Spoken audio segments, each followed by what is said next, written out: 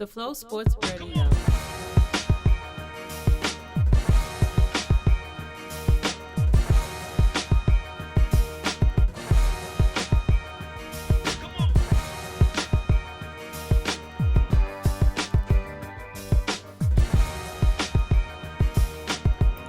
Matthew Shack in the Flow Sports Radio Show, episode 106. Breaking news. Kyrie Irving has been traded to the Boston Celtics for Isaiah Thomas, Dre Crowder, and a couple of draft picks. I repeat, it's finally happened. Kyrie Irving gets his wish and gets away from LeBron James by being traded to the Boston Celtics for Isaiah Thomas, Jay Crowder, their center, some center, don't matter who he is, you know what I'm saying? And a bucket of Popeye's chicken with a side order of French fries and the biscuits. So, what does this actually mean, man? I'm seeing people jumping out the window already. I'm seeing who I like to call the bronze genders, people who just hate LeBron James no matter what he does. You already know what a bronze sexual is, but bronze genders, you guys exist too. Thinking that the Celtics are going to now win the East.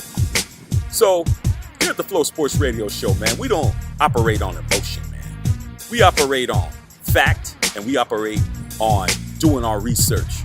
So the first thing I did is I looked at the rosters and the changes in the rosters, okay? I went to the Boston Celtics and looked at their roster, man. They got Jaylen Brown, Gerald Green, Gordon Hayward, Al Horford, Kyrie now, you know what I'm saying? Marcus Smart, Jason Tatum, third pick in the draft, Marcus Morris and a couple of other cats, man. So I'm looking at them dudes and I'm saying, are they better than they were with Kyrie than they were with Isaiah Thomas, somebody who averaged 28 points a game, and Kyrie averaged 25 points a game? I really don't see too much of a difference, you know, even though Kyrie's a beast. Let's not get it twisted. Isaiah's a beast, so there should be a little bit of maybe a few wins or losses in either direction. And then I looked at Cleveland's roster.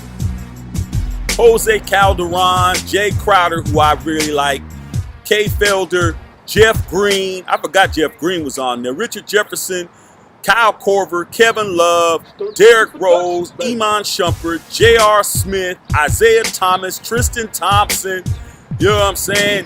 Darren Williams, Derek Williams, and on and on and on. And I start looking at that and I'm like, hell no, the Celtics ain't going to win the East. And I'm going to tell you straight up right now, man.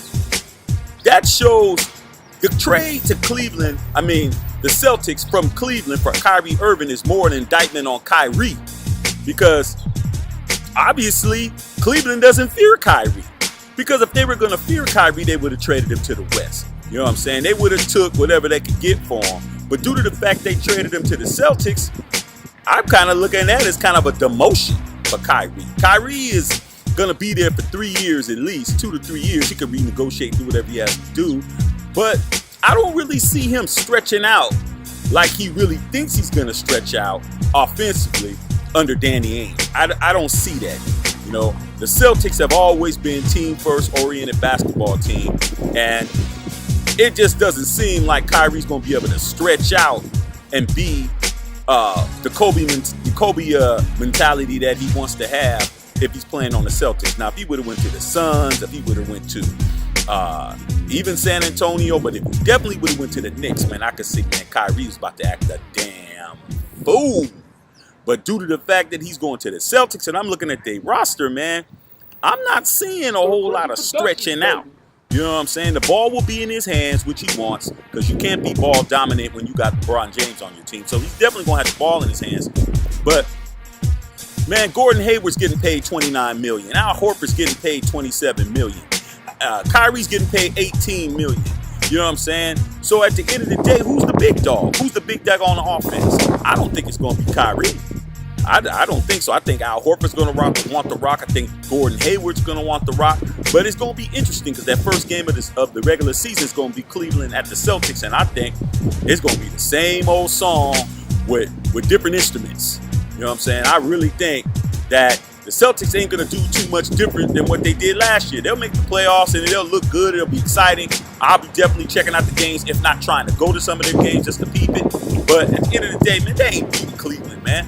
It ain't happening. You know what I'm saying?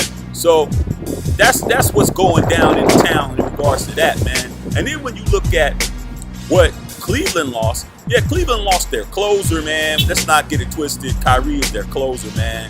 But when I'm looking at their roster, man, they got a lot of money freed up. You know what I'm saying? They got a lot of money freed up here. With Kyrie being gone, Isaiah Thomas, surprisingly, he's only getting paid $6.2 million. He's only getting paid $6.2 million, man. Can't they average 28 a game? We're gonna see how it really goes down, but let's not get ahead of ourselves because we're bronze genders and we don't like LeBron James so much to think that it's not going to be him in the finals again. I don't see anything other than that. It's going to be Cleveland and it's going to be Golden State again. Okay? Ain't nothing changed. Even Las Vegas agrees with your boy. The odds have not changed due to this trade. Cleveland was at 10-1 before the trade. And they're still, 4-1 before the trade, and now they're still 4-1, and the Celtics are still 10. So that's it, man. Flow Sports Radio Show. Kyrie gets what he wants, or doesn't. We will soon find out. Game on.